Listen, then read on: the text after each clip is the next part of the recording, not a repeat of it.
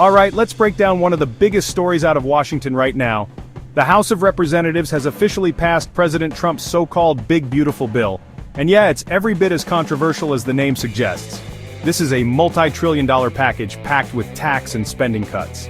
It squeaked by the House with a razor-thin 219 to 213 vote, after the Senate passed it just days earlier, thanks to a dramatic tiebreaker from Vice President J.D. Vance.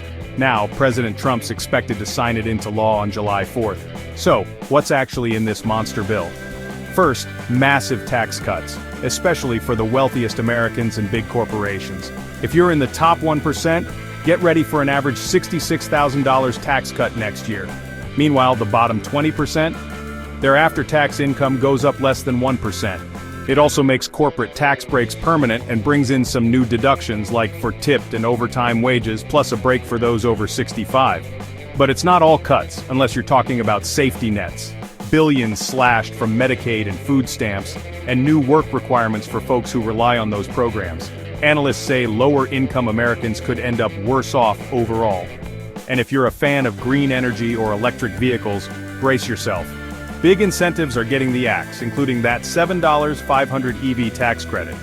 The price tag?